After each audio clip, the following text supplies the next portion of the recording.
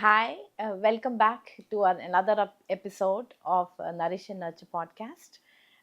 It's been a while since I've done any recordings, but I'm quite excited this afternoon to be recording something very, very special. It's to do with the program called Living the Whole Truth program, and we have very special guests with us. So I think the way I would like to get this started is speaking about how I actually got to the point of creating this program called Living the Whole Truth program. We are at the அவங்க fourth பேச batch ஆரம்பிச்சிட்டாங்க. right now. It started approximately about 3 to 4 years ago as a journey in the making of the program. I would say I can sum it up to about 35 years of work uh, in the uh, in the seed form when it started out with. There were this questions about life that I wanted answers for. Um, those needed some deep grounding for me, and also felt that if I have to accept myself and other people, that it cannot stop with toleration. Just tolerating people, tolerating what is in front of us, just to coexist didn't seem enough for me. And I felt like I needed to go beyond that. And that took me into deep scriptural reading, especially the Quran that was given to me in the English format when I was age 16. I remember 15 or 16. I was quite fascinated to read and understand about the meaning of the Quran uh, the way I had never understood before. Of course, everything else was a lived experience. The teachings of the Quran was lived in my house, so that was a lived experience. But to understand it at my own pace and my own understanding in the language that I could understand, which was in English, didn't happen until I was 16 years old. And it was a whole beautiful journey that started after that. But that didn't stop with just reading that, but I felt like the primary texts or the primary revelations or primary scriptures that existed beyond just beyond the Quran was also something that called me. So I read every other book along the way in the last 35 years, and it was I would sum it up as a very beautiful journey that kind of culminated in the program called the Living the Whole Truth program, where we work with women, especially women who seek the truth, who want to come back to nature, who want to come back to themselves, understand themselves, and also be able to make a family that they invest in their heart and soul and the spirit that they want to invest into. That's something that was very crucial. And through the years of the work through Nourish and Nurture in the last 17 years now, I've met many beautiful women, many beautiful sisters, I would say, who felt, thought, and emoted in a very similar way, seeking what they felt was very authentic, and they wanted to find their authentic self. And today is one program where I invite two very beautiful women, Ramyaa and Koushalya, and they are back in Chennai, so we're doing a recording from Mumbai and Chennai for you. I wish they could be here with me because I would have loved to hug them, but here's the distance. But I also believe that the technology allows us to come closer in this way. So I'm quite excited to welcome them. So welcome Ramya, welcome Kaushalya. Yes. Can you hear me? Yeah, I hope that we are Yes, Yes, able ma'am. to ma'am. hear each other. So I'm going to do a little formal introduction of both of you. I know that we all feel intimate and close to each other, but I do feel that it is an honor to be able to represent who you are and what you have become as women, both in your personal and professional lives. So Kaushalya is a gold medalist with a master's in counseling and psychotherapy, and I would be deep diving into this program in the psychotherapy, and I'd like to hear her perspective of what she learned academically as well as what she learned through the program. She's also a certified expert in parenting, relationship counseling, NLP, CBT, and yoga as well. With 6+ years of experience, she offers integrative mental health and wellness support through Deekshalaya Counseling Center and MommyTalks Wellness Hub. Now, if you are from Chennai, you should check them out because they have some fantastic work and a space that is absolutely healing.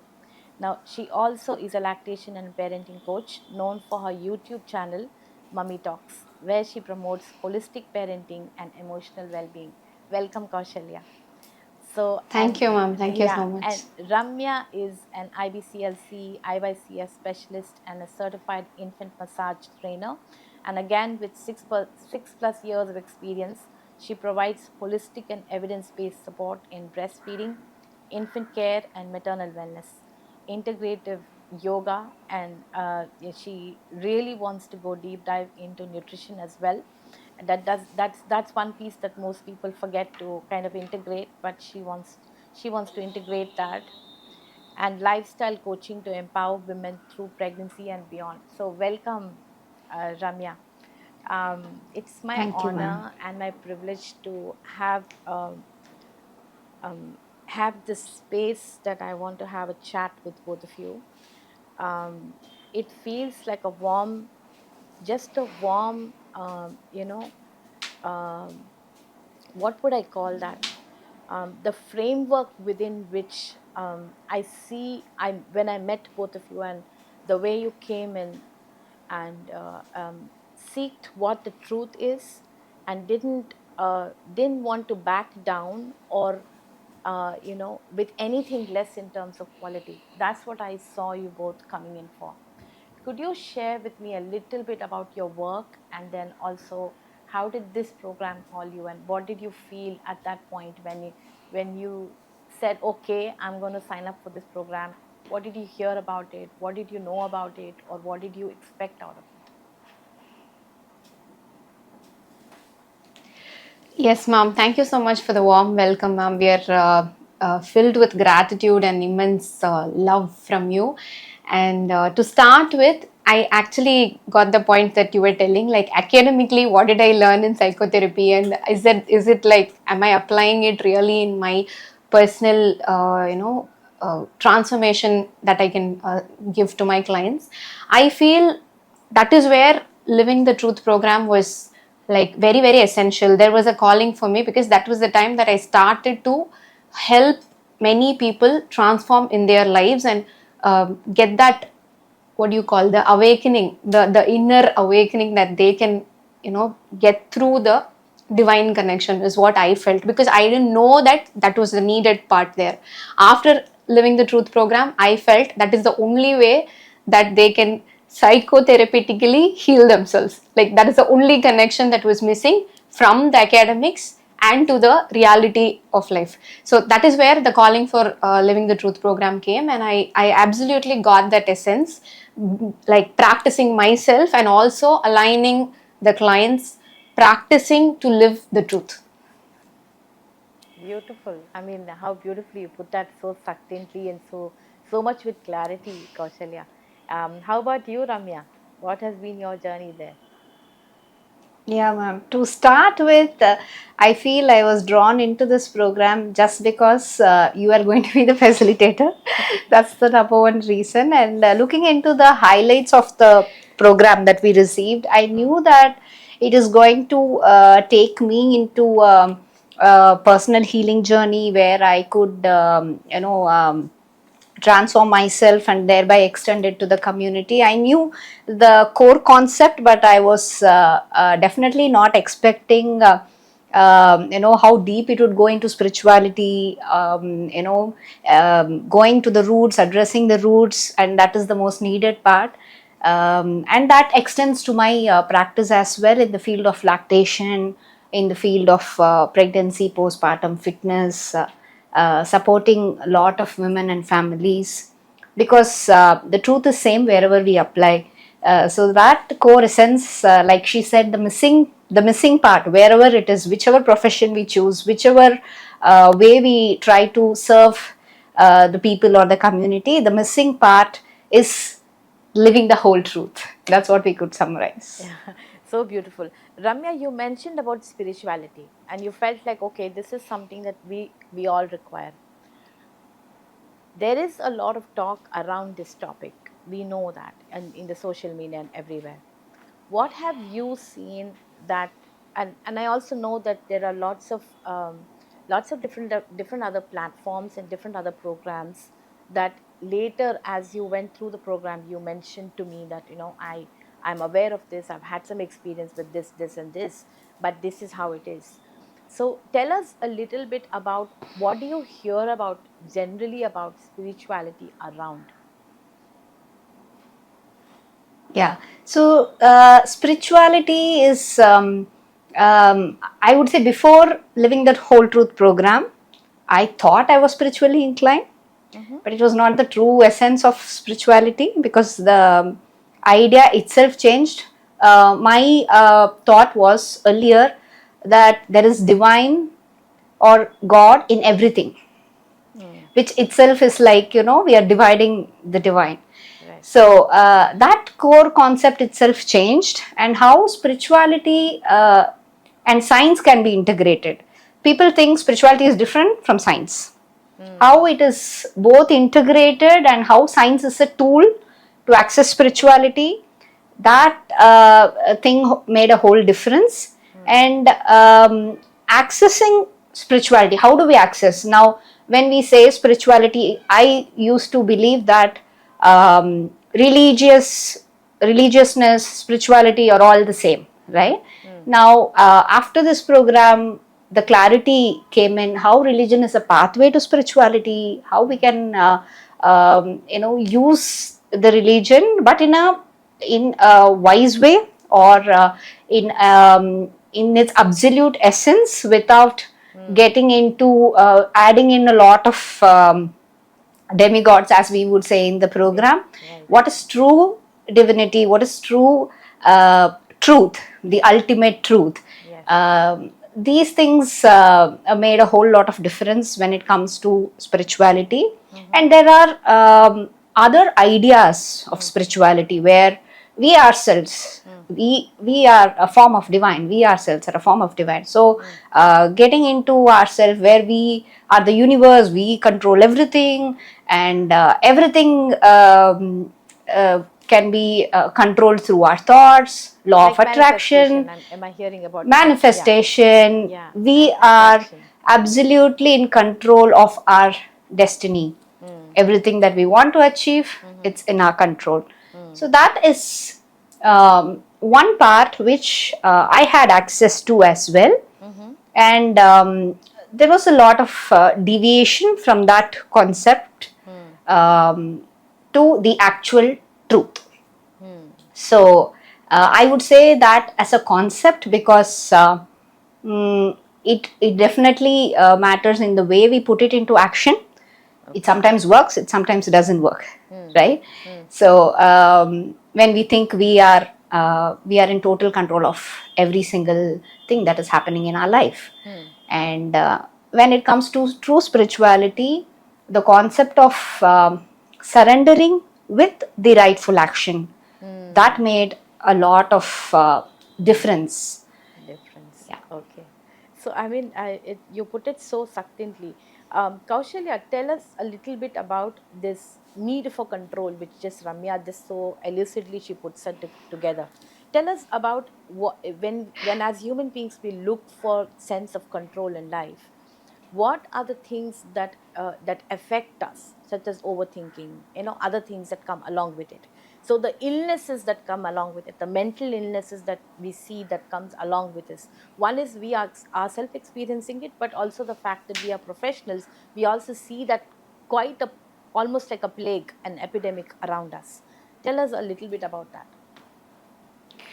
Very true, ma'am. Actually, I think every human being is like craving to have that control of controlling their own lives and also the lives of everybody around them. Like, I need to take control of my life. So, if I don't get that control, then I go deep into overthinking, deep into harming myself as well as everybody around me because I really lose that control and I am not capable, like I'm not enough, and this is not what I want in life. So if I manifest, if I really intentionally want to have this, and if I don't get it, then I'm a failure, and that failure uh, puts them into all the mental illness that is depression, anxiety, because that is what I've been manifesting, but that is not what I'm getting. So I am lacking control of everything. So I think every mental illness comes from that very start point of not able to have control of my own simple life. Leave the everybody else around me. I am not able to do what I really want to do. That starts even with the time management, the parenting, the everyday life challenges that I'm facing, maybe the in-laws, the husband, the family, life, household chores, everything is not in my control. I am the hero of my life, where I feel uh, powerless. So that is what many of the clients feel, is what I feel. Okay. So it seems like it brings its own plethora of mental issues and a constant, roller coaster ride from impatience to overthinking to frustration. It's like a whole cycle that keeps going around. Is it that is it the pursuit of life to run away from these emotions in a way, and a pursuit of running behind happiness? What do you feel about that, Ramya? Is this what we see, all of us wanting to run behind, like almost like a race behind that?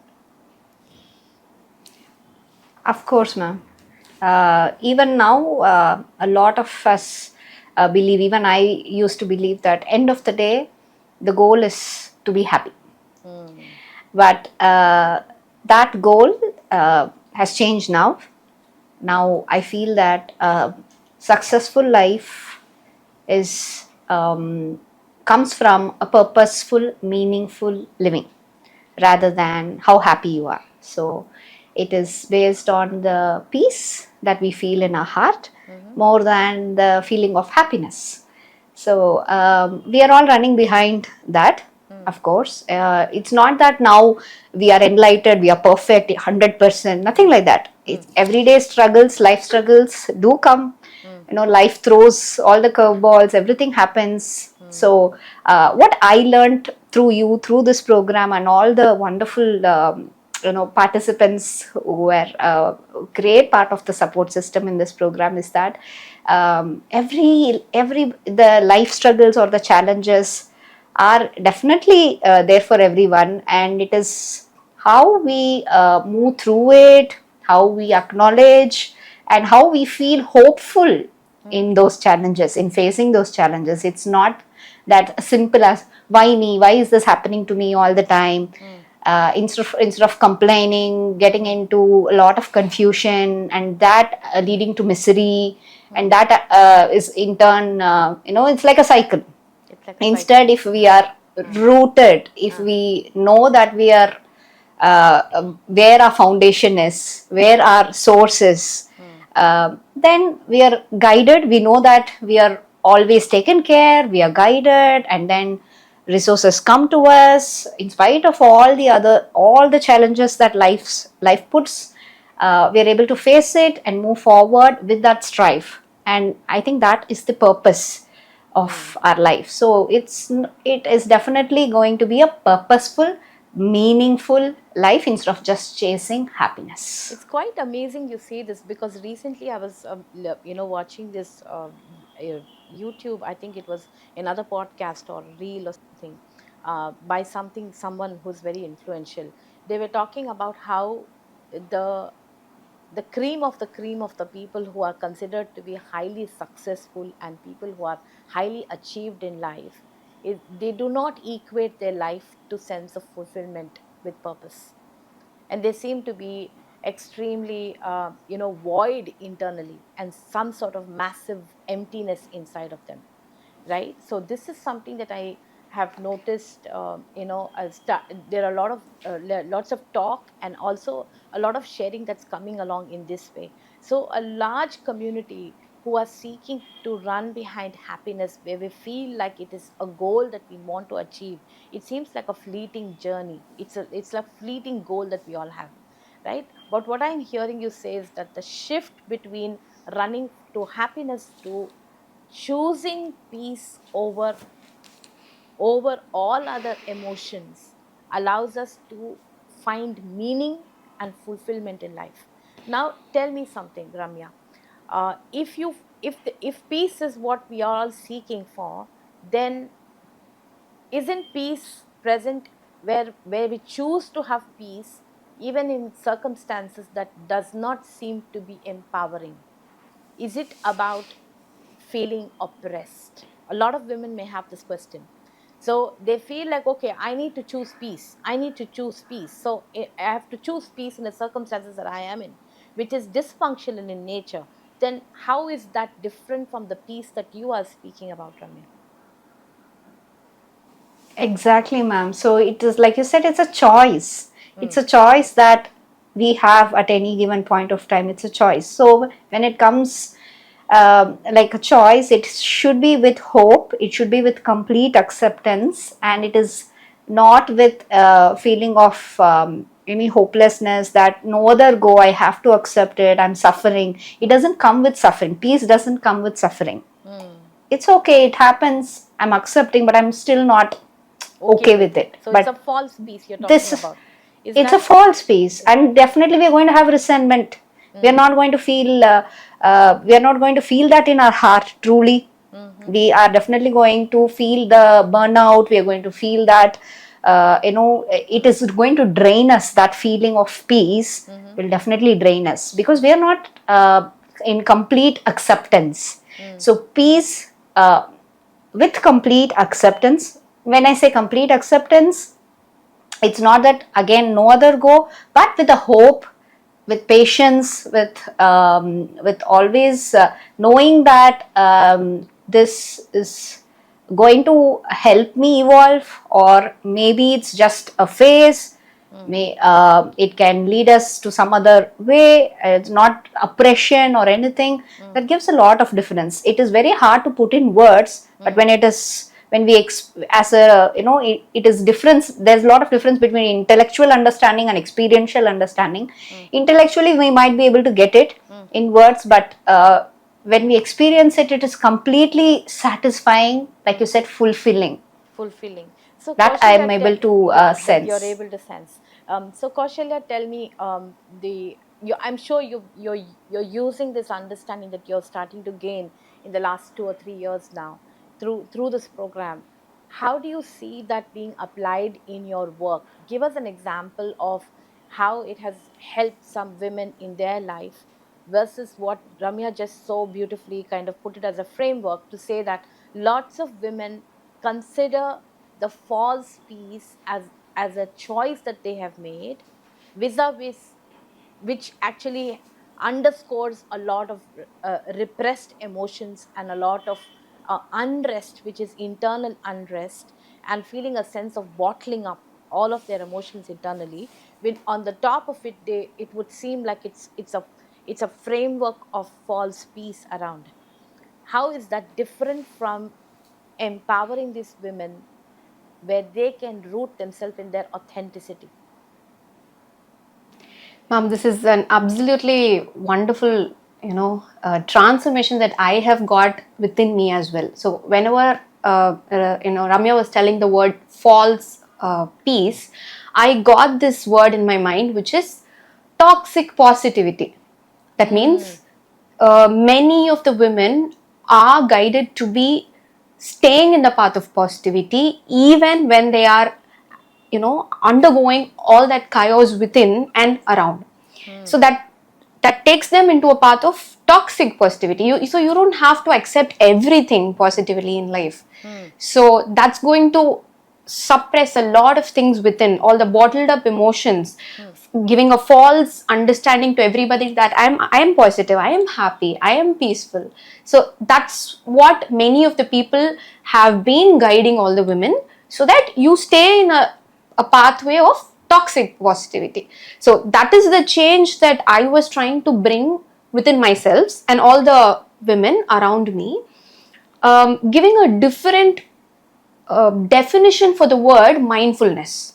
So mm, I feel mindfulness is about living the truth, accepting the truth. So whatever is happening in life, the reality, the truth, it is absolutely okay to feel the emotions, and to safely let go the emotions, diffuse it in a way by surrendering, by closely understanding about what your awareness is guiding you to do at that point of time, is a better definition of mindfulness. So this is where I put the the understanding about living the truth program into the client's way of dealing the problems or chaos that is happening around them on an everyday basis. So not coming away from toxic positivity to living a life in a truthful way. In the truthful way. So Kaushalya, tell you brought this idea of introduced that idea of toxic positivity, which seems like prevalent around. Can you tell us a little more about it? Like, what is it that it seems like a lot of people around seem to feel drawn in towards this concept of toxic positivity, and what is expected out of them, and what is the result of kind of living that kind of the concept of toxic positivity. Yeah, ma'am. The what do you call? Uh, they don't even know that they are living a toxic positive life. All that they want is to be happy, to be positive, to be optimistic in life, so that something somewhere is going to be fine, which is absolutely okay. That is, we all believe that because we have been guided. Yes, we are going to land into that path, but not accepting the reality right now and convincing them that this is also positive and I am living a positive life and I'm happy and peaceful, is the confusion that is created because of, I think, the social media, whatever they have been promoting about positivity, about manifestation, about law of attraction. So you are going to make your life the way that you want to. So that has made them believe so much on this positivity that all they do is, okay, I'm fine, this is fine, this is absolutely okay. So those kind of what do you call, the affirmations that they give to them even when they are in a chaos is what is disturbing them, is what I understand with this. Okay. So, Ramya, elaborate a little bit about how did the first semester really go? I know because we are at the fourth batch now, and almost every single batch comes back with this feeling of sense of overwhelm, a sense of confusion, and yet clarity coming up. There's a whole breakdown of ideas, a whole breakdown and turnaround of 360 degree of a worldview that changes completely. Tell us a little bit about this semester one that seems to like turn things upside down. Yes, absolutely. Semester one is like totally changing, totally shifting, because we are not able to let go of the old beliefs or the patterns that we strongly, all this life, the entire life, was this a lie? Is that's the question that sometimes we are not able to accept. We think that this is still a concept, Mm-hmm. something that we will have to understand. Mm-hmm. That is what I felt when the very first session, where the session dived deep into what is God, what is divine, what is true connection. Those things, it shakes us to the core. It shakes the foundation. All of our life, we had so many other belief systems, so many other thinkings.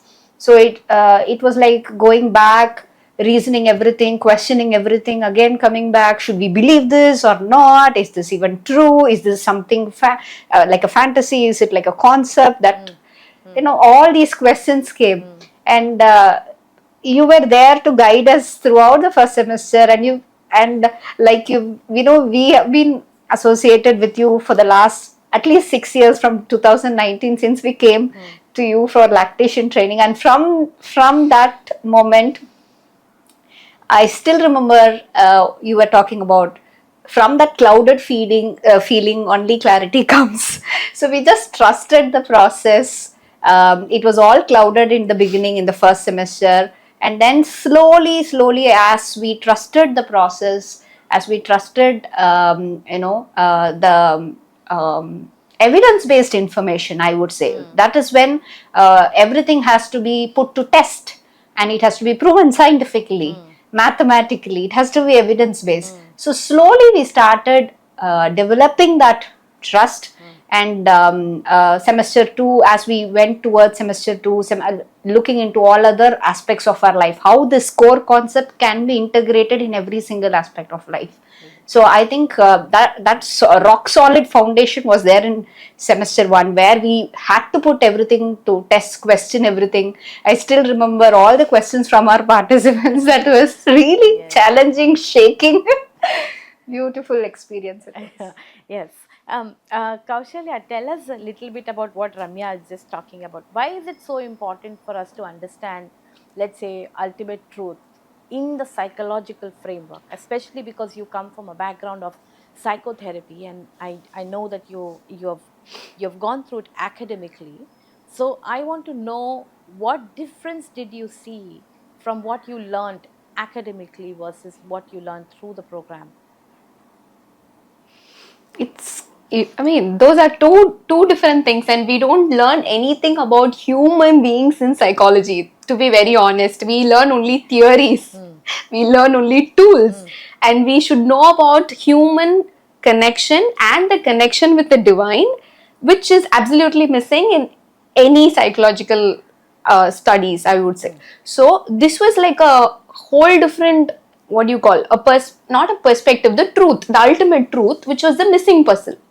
So how do I help clients to get their inner awakening, that is a spiritual awakening, their own inner consciousness, which is like in going to be connected with the divine? How do I even help them navigate it without even understanding about what it is, which is lacking in all the psychological studies? So that was the missing piece, and that is where clients were like, they were bombarded with the truth, like, oh, this is what I wanted.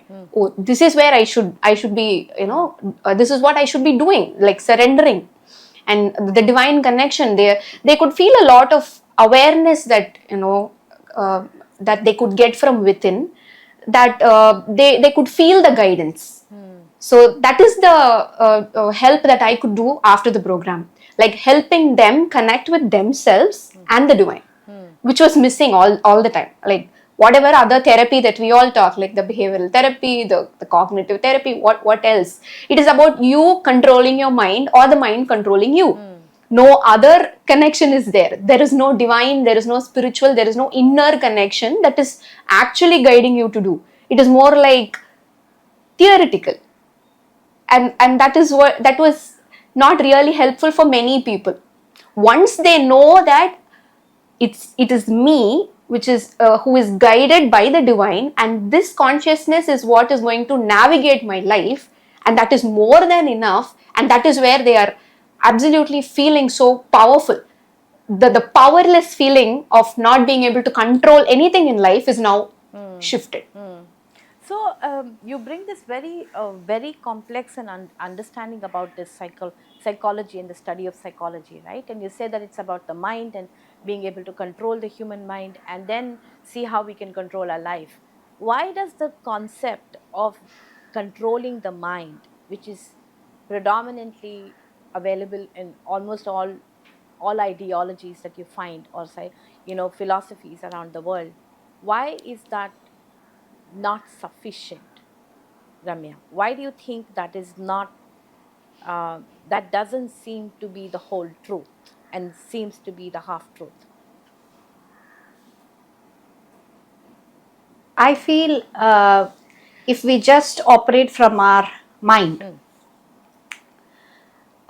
it is going to take us to some extent. It is going to be a limited understanding. It's going to only take us so far. Okay.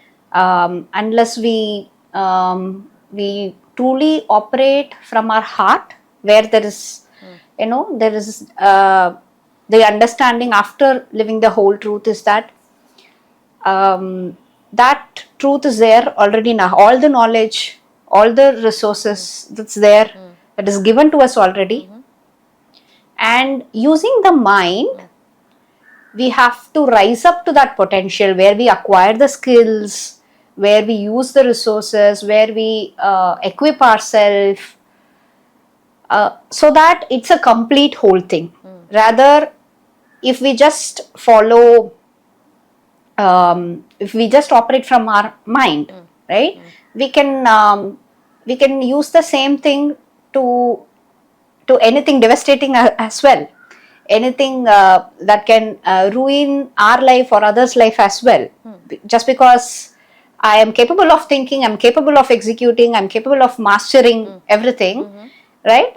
If it's not grounding yourself, if it's not aligning to a better world, to a better humanity, then there's no purpose. It can take us to an extent, but after which we will have to anyways undergo the consequences, and we have seen that. So am I hearing you say, we know that, and am I hearing you say that the success of what we feel that is defined in the in the trend of this worldview, that we seem to be not knowing whether what we learn or the skill sets or the ideas or maybe the strategies that we learn in life to achieve success in life necessarily is not grounded in the truth.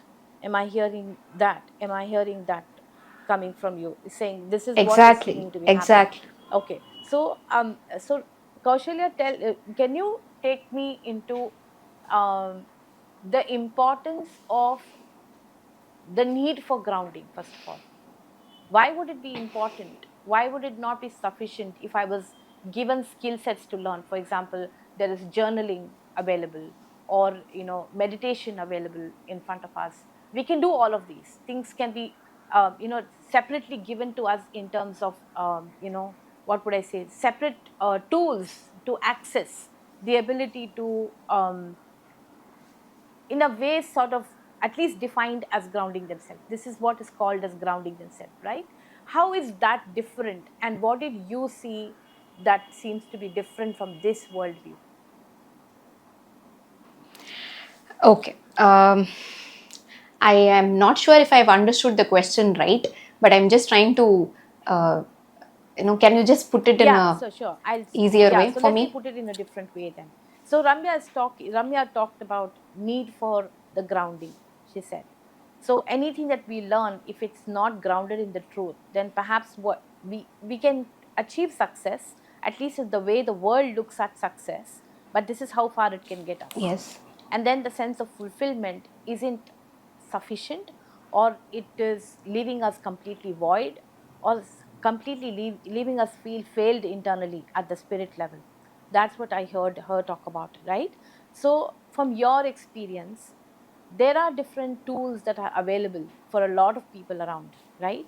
Especially, for example, doing meditation work, or diet, for example, or these are the popular things that help us achieve health in a way. So, and also journaling, for example. How can that be fragmented vis-a-vis if we integrate that at the basis of the truth? What will be the difference?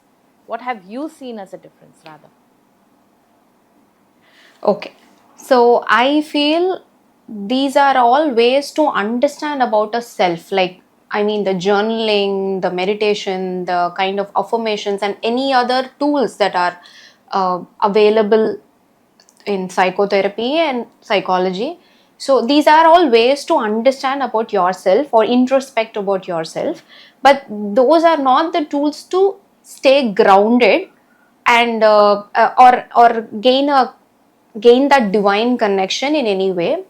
So I feel it should be a what do you call, a cumulative package of understanding yourself and understanding what the divine is guiding you to.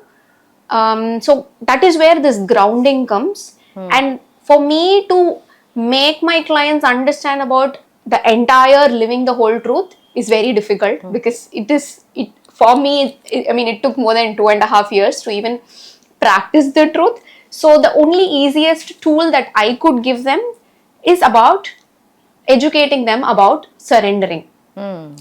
So surrendering to the process, the divine's process, the divine's will. So that is where they could actually come to an understanding about the self and the process and the resources which are also given to navigate the process, and that is where they could feel themselves grounded to the truth. So maybe that one easy tool that I could give was surrendering, and I also introduced them to do it in an easy way, a physical form that we also do in yoga, the bowing down and surrendering to the divine. So that will be the first thing that they could do it early in the morning. So that really helped them, and many of the clients have feel so grounded whenever they put the head down and surrender to this process. So it was an easier tool for me to guide them to stay grounded. So beautiful, yeah. So you gave us a good understanding of how integration is so much important. That's what I'm hearing you talk about, right? Instead of learning things at a fragmented way, how do they intimately interact with each other? How is that kind of coming into each other, and how does that help us understand about our own self and how we are designed, and what are we to look at others? How can we look at others? Those are two different viewpoints that needs to be integrated, and without grounding, without connection to the divine, that seems like almost incomplete. Is that what I'm hearing you talk about? Now Yes, ma'am. tell me, Ramya, as a parent, right? We are all parents, and we struggle through parenting. So do I every single day. Um, how can this program, or people who are interested in this program, for example, look at this program as a resource for to be able to get their concepts, or rather um, the facts of the relationships, especially between a parent and a child, to be able to have a good head start? How can this program help them? I would say this is the foundation, ma'am. This is the foundation for parenting. And that is why I feel it has to be there right before conception.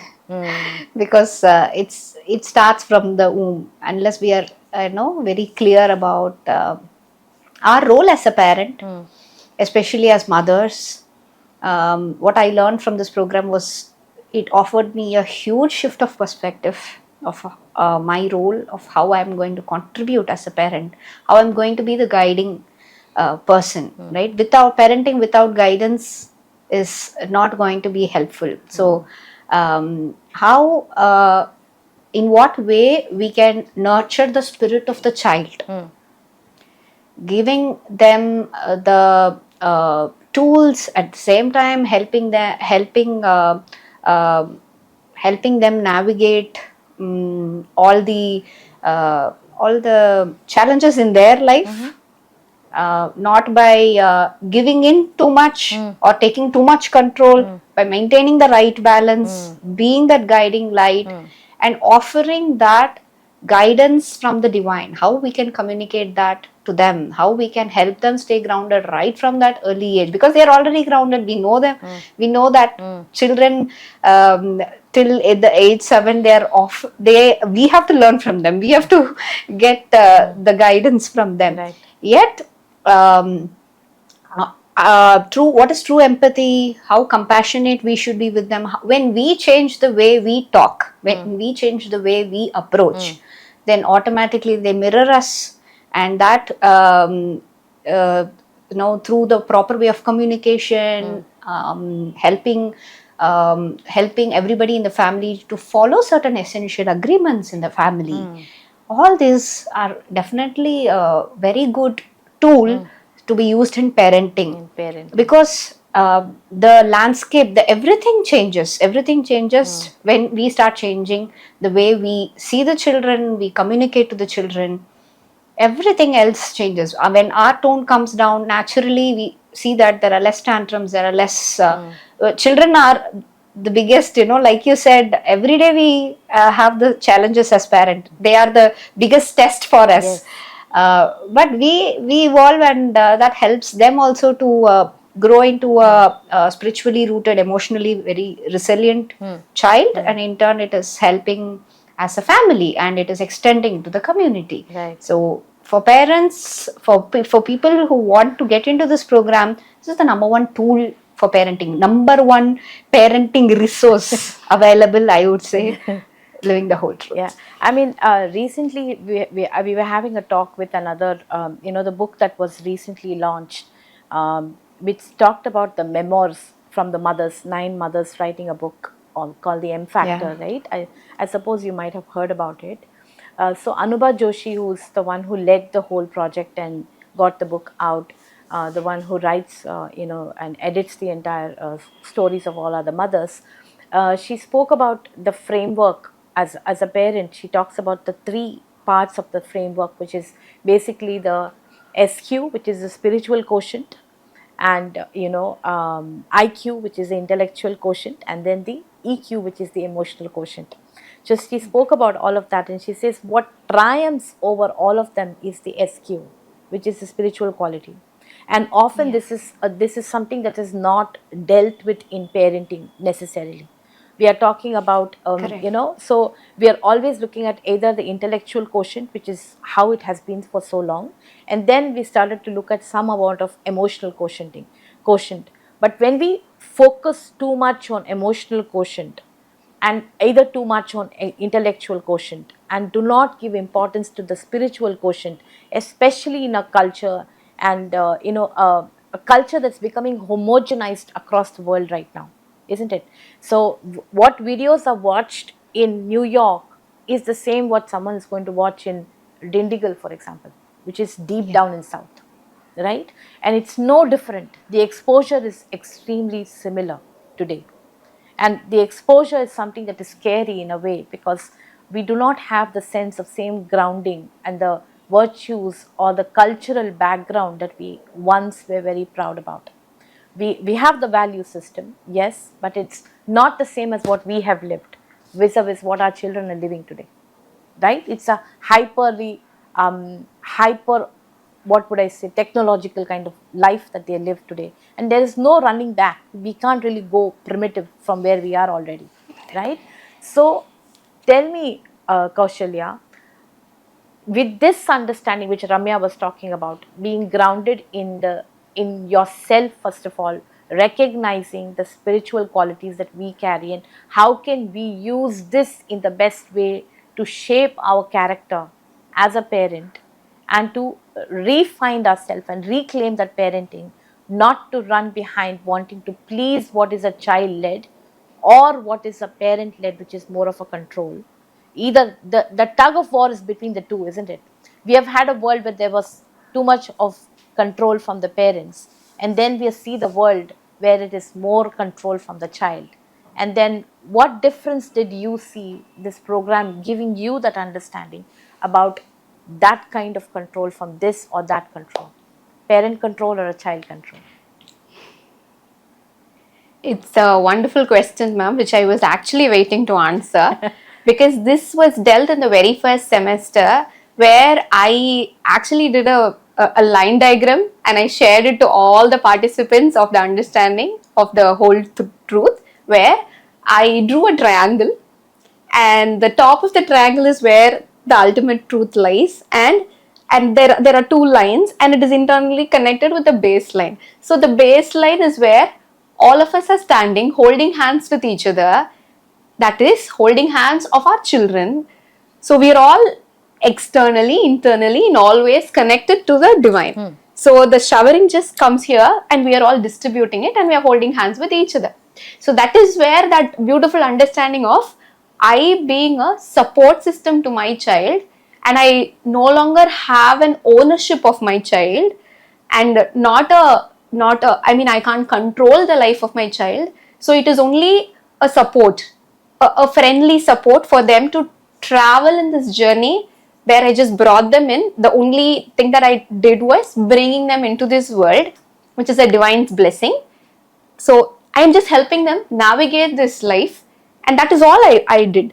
So that understanding in the first semester, where I removed myself being a demigod for my child, and my child being a biggest demigod for me, was a relief, a total relief, where I just stay there watching him grow, guided by the divine. That's it. And I could see that spiritual awakening in my child when he voiced out against all the rituals that he saw was not, which was not aligned with the truth. So this latest experience that we got in our own hometown where we had to do some rituals, so my son was voicing out, asking people, do you all have knowledge and skill to understand that this is not what God is asking you to do? And you are asking me to do something which is not aligned with my understanding. A 7-year-old, if he can ask everybody that these rituals are not what you're supposed to be doing, was a kind of a spiritual awakening I felt very proud of. And how did he do that? Just seeing his mother living the truth. Does it also free us as parents to not have to take the burden of being the perfect parents, because we seem to have a whole generation of traumatized people, isn't it? Like everybody wants to say that, you know, there's something that's happened in our childhood that defines who we are today, and we want to go into deep internal childhood healing or inner child healing that it's become very, very popular today, right? A lot of us want to go not just with our own childhood but also transgenerational sort of a trauma that we carry, right? So tell me, Ramya, about a little bit about that, because I feel like there is a sense of burden that a lot of people carry, wanting to know how best they can be as parents, and do not realize when we cross the line and start to become our own demigods in a way. Absolutely, ma'am. This whole concept of inner child healing is taken to a very different dimension, I would say. Especially the word trauma. Uh-huh. Everything about the more we hear about it, the more we are aware about childhood trauma. In a way, the awareness is good, but when we are when we are just attributing everything to that childhood trauma, then it gives us no responsibility. So that is the line of difference, where the inner child healing is actually a journey where you know that we need not take the full burden. We are okay to make mistakes. We are being forgiven. When everything else is given in abundance, forgiveness is also given in abundance. So beautiful. From the divine. So we are definitely being forgiven. We could learn from the mistakes that we had in our childhood, or from whatever we had experienced, from whatever others did to us, or you got to experience.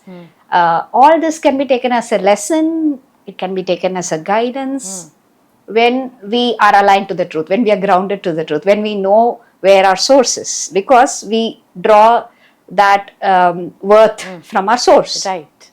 We know that we are anyways complete, we are anyways going to be a very capable person who is not just going to be attached to all those misery, all those sufferings that we had. Yet still I'm capable of rising up to the potential, which means I'm able to use my awareness about all the trauma, everything. I'm able to heal everything at once. That's the kind of shift that this grounding, this understanding gives. Otherwise, we will have to be always in inner child healing. We will anyways have trauma. So, and it's like it's an ongoing process, right? So, knowing that we are allowed to be imperfect, we are not the divine. So which means I am every time going to have some kind of imperfection. Forgiveness is there, learning is there, responsibility is there, rising up to the potential is there. And this journey is actual or true inner child healing, I would say. So beautiful. And also recently, that reminds me, as you're talking about it, it reminds me recently about having a chat with my dad, and he was talking about, do you know what is the highest form of service to God? He asked me. And I said, it's serving to keep the families together, right? Because families are the unit of the society, and you cannot gain to have a healed world, or a world that can come together in terms of meaning and in terms of connection, unless we are able to keep the family units together. And that is depleting today. And I know Kaushalya also does, marital counseling. Is that right, Kaushalya? You do that as well, right? So take me through this understanding of recognizing how can we use this tool of whole truth differently from what you normally see as a narrative in between partners, especially with the spouses, for that matter, especially in this world that we live in, where I would say partnership is not seen in the same way that we would have hoped it to be. Absolutely. Ma'am, I see that in the name of marital and relationship counseling, what many of the professionals are ending up doing is, okay, you can now live a separate life. I mean, live a separate life. That's all you could do, because you are not fit to live with each other. Because that is what they could, bring. I mean, that is what they could arrive at. And I feel that is not the whole purpose of them coming to you. So every time my clients come for a session, I feel they are here because they want to live together. And being professionals, if I'm going to keep telling them that, no, see, you're not compatible, and you can't partner together, and you're going to, this is going to affect your parenting and your future and everything. So just better live separately. That's not what they intended to come. I mean, that's not what they were actually intentionally coming for. But that shift of understanding, is slowly coming in for many professionals. But I am very grateful that right from the time that I was starting to practice on marital counseling, I was trying to understanding the truth, and how a partnership is very important, and how this family unit is very important to live the truth. Because one being, I still remember the word that you have mentioned, one partner being the provider, and the other partner being the whoever can nourish the family, is going to make the family unit very complete. And nobody can override each other, just because in this current generation, where many of the women have stepped in to be the providers of the family, they cannot naturally do the work of being the provider alone. So that is where the partner's role is very important, filling the gaps, or balancing in a family unit, which many of them fail to understand in this world of feminism, in the world of what do you call independence. So they really don't understand this balance. And that's the understanding that I got from living the truth, that we cannot shake the balance that the nature has provided us. So beautiful, so beautiful. So that is where I'm navigating my couples too. Yeah, and it seems like that's what they're seeking for, isn't it, Kaushalya? While they may be confused in their worldview, but the deep down, like Ramya beautifully said, that everything is within your own heart, and you understand that, it then starts to resonate for them, and then they see how you are helping them or guiding them towards that, and it feels more true to them than having to navigate them away from each other, simply because we feel the sense of or a false understanding of what empowerment is, right? The false understanding. So every single worldview that we have in life can also be true and can also be false. I think that's something that is very, very crucial to kind of grapple through, and a lot of families, especially people who are seeking for a deep sense of peace, and they are confused with trauma in their own families, especially trauma where they see that there is a lot of abuse, not just navigation through just emotions or just frustration or resentment, but goes deeper in terms of abuse, right? Physical abuse, domestic abuse, we're talking about sexual abuse, all of these kind of scenarios. I think there is a need for a differentiation between how what we can navigate and what we can put together versus what something is that needs to be moved away from. I think those two are very, very critical understandings, I suppose. Very, very critical understanding. Now, what are the tools you saw, Ramya, that really stood out to you through the program? That sort of stays with you, and if you can say it and just say, if you have to say this in like 2 words, what would you put that together as? The number one tool is the framework of truth in whatever situation that we can apply. Okay. The 4 steps that we use in any situation Right. of identifying, Yeah. establishing the truth, identifying the truth, and then removing all the indecencies, and then not to misuse the truth, not to overstep Not to overstep. any situation for that matter. And I use this in the field of work that I'm doing, in my personal life, and also as a mother, as a person in my family, in whatever situation. So this, I always cherish this, and I think this is a very valuable tool. Second important thing is, whatever chaotic situation may be, the one sentence that comes to me is, whom am I serving in this moment? Beautiful.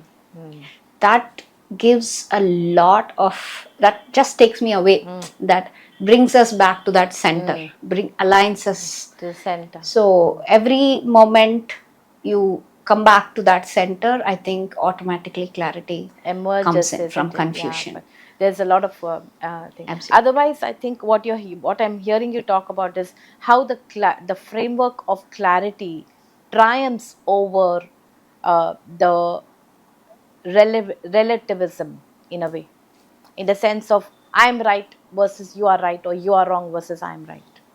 Right. So how can we rise above that and see what are we here to serve? So which is why I think the whole program then starts with understanding about the purpose of life. Why are we here? What are we here to serve? And how can we continue to serve that in no matter what circumstances we are, or whatever roles that we might play? Because roles and definitions of roles can change, like Kaushalya mentioned. Someone being a provider, someone being a nurturer, or any other position that you might hold as a mother, sister, daughter, or maybe as a wife, or maybe as a boss, perhaps different kinds of roles that we might play. But it does not change the principle which roots us to the whole truth. I think that's what I'm hearing you talk about. Um, Tell me a little bit about your thesis. What was the structure of the program that made you feel that it was based on the truth? I'd like both of you to actually answer that, because I think it's very crucial for a lot of us to know that they may, while we are all seeking to become better human beings, I think, and especially in the world where there is such high influence um, of social media around us, what can be that measuring device in our life that can bring us back to center and know that there is value to what we are getting into? How can we look at it, Kaushalya? Ma'am, I feel social media itself is a fantasy. And nowadays, where all these AI generated content, people, pages are evolving, you really are out of the alignment of truth. Everything seems to be fantasy and everything seems to be not of reality. So I feel it is a conscious responsibility of the consumers to find what is aligned with the truth and what not is. And that is where they could find a lot of peace and relief and not get carried away with all the falsehood that is prevalent in social media. So I feel that is our whole individual responsibility to So what's this? filter Yeah. it. So what's the structure of the program that provides you that kind of framework of the truth, Ramya? What do you feel about it? How does that help you? The structure of the program that helped me personally, or for everybody, would be first understanding the truth, where we got into getting the basics right. Basics are given right. Then it's about probing into each and every aspect of our life, where be it our health, be it our relationship, and then next thing is how we communicate, how we navigate the relationship with the society, our role as an individual in this collective, the society, and how we extend that to the community. So this was the framework. I believe that slowly it took us, in the form of a conscious choice. When you try to get the basics, you're aware of it, now you put it into action with your own self, with commitment, with discipline automatically that comes in, with our own emotional health, where we also understand what is draining us, what is uplifting us, the discernment, the judgment, everything, learning all this and empowering ourselves, then extending it to people around us, and so that becomes complete. End of the day, that is serving the divine. I think this framework is what I personally took away, and that can definitely be helpful. Yeah, thank you. Kaushalya, what stood out to you in terms of its framework and structure of the program that kind of informed you in your life? Ma'am, I'm just adding on to what Ramya has told, because I think that is the base, the pillar, the framework that we have been following, and I feel that has got aligned. I mean, there is no concept or anything to by heart or apply. It has become a living that we are trying to align ourselves whenever we deviate, and being humans, we are always in the we always kind of deviate from the truth. We kind of bring in all the indecencies, go away, make mistakes, not realize that this is a falsehood that is leading us. So every time this just goes away, the only framework that I get back is surrender, align with the truth, and that's going to help you help you navigate with the life. So I think that has been my reminder every single time that I feel very lost, that I feel very away from the truth. So the only reminder is get back, surrender. There is this flow that is guided by the divine. So you just surrender to the flow, and then you're just taken beautifully in this journey. So that kind of helps me feel very powerful at that point of time, and a lot of freeness and relief is there, especially during chaotic times when everybody else sees me actually suffering in that chaos, but there is that inner peace within me which still says you are guided and you will reach the end of the journey. Or I mean, it's always a journey, there is no end. You're going to reach there, and that's been guided. So you don't have to take any responsibility to find out what's going to come next or to control this pathway. Nothing is there, and you're free. So that helps me feel so relaxed, and I sleep through with only that thought. To be able to serve and do our part and see where it takes us, and not have to be stuck to the fruits of what we actually sow, isn't it? Yeah, so beautiful. Yes. Well, I think it's a joyful time to kind of discuss deeply with both of you, actually, especially because you not only have you seen this, seen the learnings that you have, that you imbibed into your own lives, which I have seen you deeply kind of really integrate into your own lives. I've seen that. I see the authenticity of it. I see the truth of what you are trying to do there. Yet be a vulnerable human being, recognizing that we will, as human beings, experience all kinds of emotions, all kinds of different circumstances, and we are not here to fight those circumstances, but yet know the choices that we can make in that moment, the right choice, the right kind of centered choice that we can make, and see and know and hope and always believe that there will be a purpose to the right choice that you made, which will complete the puzzle of what is happening in the universe. So I see that in both of you, and also integrating that not just in your own lives for your own selves, but also for the community that you people serve, especially the hundreds of women and the families that you are touching every day in your lives. I'm truly grateful for that, and I enjoyed reading your thesis at the end of it. And how do you feel about the fact that the program expected you to turn around a thesis? What do you think about that? Ramya, yeah, there we go. The thesis itself was a beautiful journey, ma'am, because for us to reflect back all the 2.5 Yeah. years of learning and understanding, a lot of things had changed. Ah. The assignments, the task that you had given, the circle that we were put into our buddy system, everything, at it helped us a lot, because we had to challenge our own understanding every time.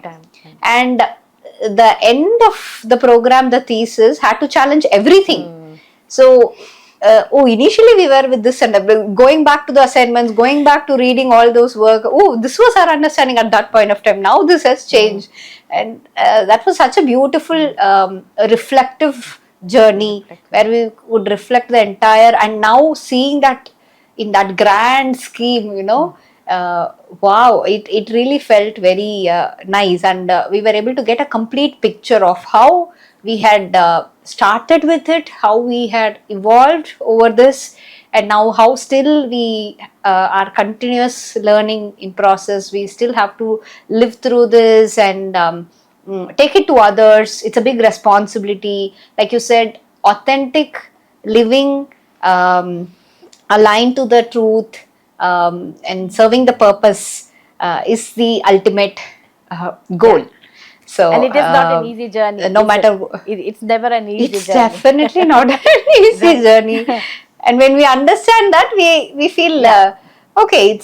We are still guided, and that thesis work was so beautiful. It was Koushalya, what do you think about, what's the sense of the convocation, the whole event of the convocation? I think for me it was such a special moment, because I myself haven't experienced a convocation in my own life. Like, I just got a certificate from the college when I finished off both graduation as even post graduation. Never really had a formal kind of a convocation. What did you take away from that event? Just the event alone. Ma'am, the right before the event, when we had this whole idea of bringing in the robes, the caps, and when we were talking, the resources just flowed in, and then we arranged it in just one single day, and all of us were like, dressed up in that black robes with so much of, pride, and it was so beautiful that we could pull that through and enjoy the whole convocation. And the way that you described about that hat or a cap, if I'm not wrong, I don't know the exact term of it, but the way that it represents Quran, the tassel, what is it? The tassel. Yes. The tassel that represents, so that was all so beautifully aligned with living the truth. Right. So the event itself was so aligned. So we actually loved the interaction, because all of the peers, we met them the very first time together, and we were enjoying this 2.5 years of journey, right from the times when we used to sit with our buddies, sit in our study circles. We had our own informal groups where we used to, share a lot of happy memories, a lot of,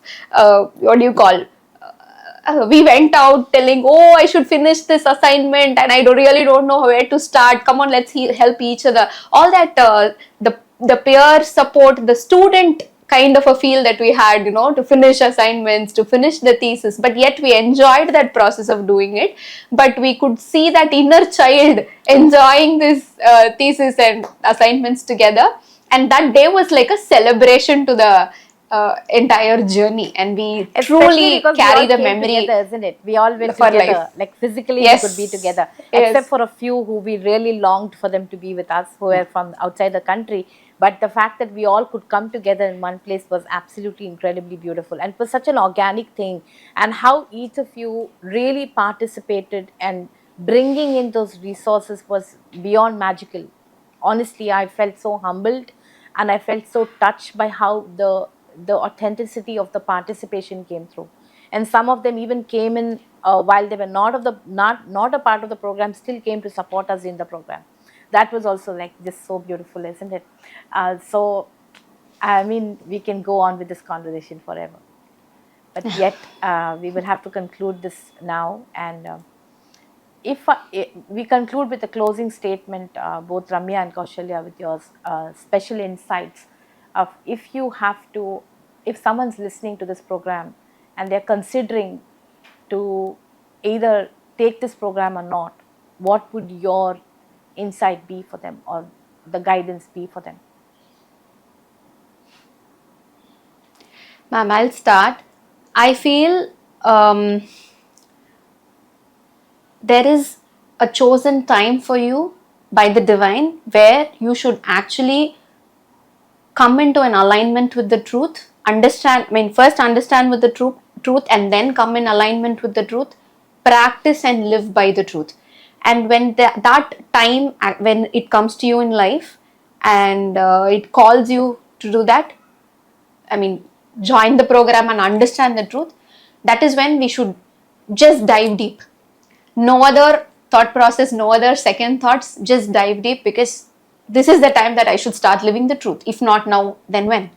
And I still remember all our participants telling, oh my God, I didn't know this the entire life. So I've been living the life of falsehood and lies most of the times in my life, and I regret for it. And that is when you told us this, that this is the right time, that the divine's blessings have come, and this is the time that you have to start aligning with the truth. And yes, we have to accept and start doing it. So I feel every person who is watching this program, the recording, the podcast right now, if this is a calling for you to understand what the whole truth is, to align with that whole truth, just dive deep without any second thoughts. It's a calling from the divine. Thank you so much, Koushalya. How about you, Ramya?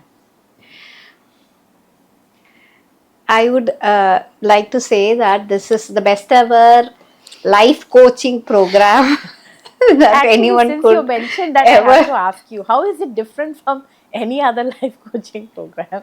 Now that you put the Yeah, word that's in, what I actually I don't know. we never used this word throughout our program, isn't it? Never did we do that. So if you Exactly. if you're putting that word in, you'll also have to tell the audience, like, what is the difference?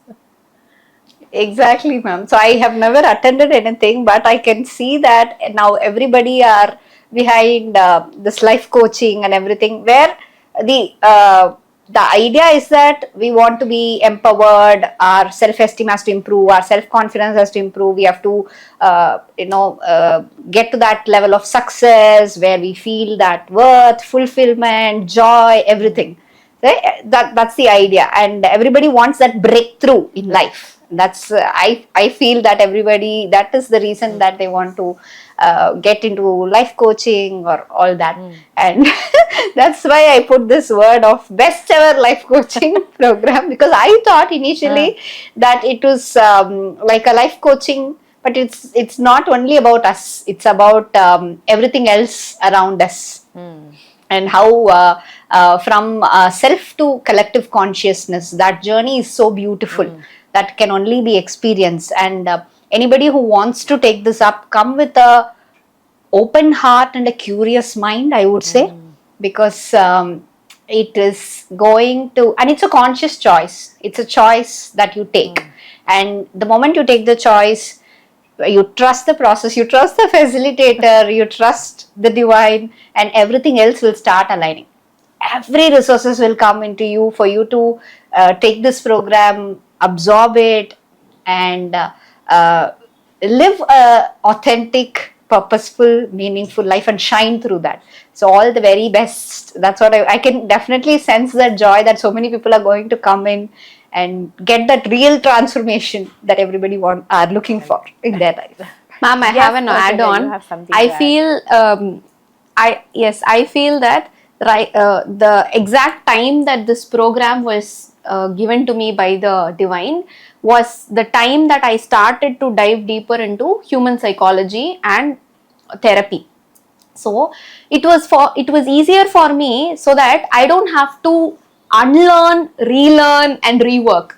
It all started fresh, so I could actually understand it in a very better level and guide the clients very easily. So I feel this is like a whole package, like what Ramya mentioned about life coaching. So it was like a whole package, so you understand yourself, about your connection, about the communication, the relationship, your health, your everything, and your wealth, yes, and your mindset, your understanding, demigod, like it's a whole package, and no other program has this as a package. So I feel this is a blessing from divine, and we are eternally grateful. For you to be the facilitator. Oh my God! I mean, that's really humbling for me, because when I wrote this curriculum, I never thought the deeper impacts that it can have in my own life as well as the people are around. It was just a calling, a sort of divine connection, like Ramya and Koushalya are mentioning. That there was a nudge that this is something that needs to be put out, and how it is going to happen, how it's going to be shaped. I cannot but be deeply grateful for the first batch of women who came to me, where Ramya and Koushalya are part of them. Very importantly, how the milestone of the shape of how the program is today really was given at the first batch. So I am very grateful for that. Thank you, Koushalya. Ma'am, the program name itself got Changed, isn't it? evolved, Like right? The evolved through the program name program. Yes, it started with living your truth evolved. to then living the truth, then living the whole truth. Literally three different stages of it. And it really shaped up only through that. And those came Shape. from deep realizations actually through the program, right? As we were discussing, as we were being vulnerable with each other, the lows and highs of what we were going through. Because the program is not a short weekend program or a few hours of program, or it's not a workshop, and it was spanning through 2.5 years. I think it touched upon many different aspects of phases of our lives, where each of us went through different scenarios in our lives. It was not just one cycle of season, right? It was covering the seasons, two set two sets of cycles of our lives, literally, actually. So I am truly grateful. And I mean, what I would say is these relationships stay on for life. These are not relationships that weed away or dim away in life. It can never do that. So I'm grateful for both of you for taking your valuable time in the circumstances that you are today to be with me and to discuss this very important topic that's very close to my heart, and also the programs. And those of you who are interested in this program, um, you know uh, look down into the comments and you'll find more information and the caption.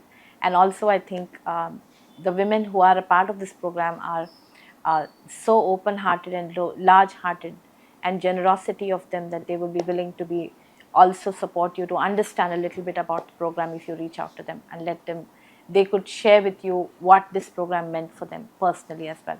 Thank you so much, Koushalya and Ramya. Bye bye. Thank you so Thank you, much, ma'am. ma'am. Thank Thank you. you. Thank you, ma'am.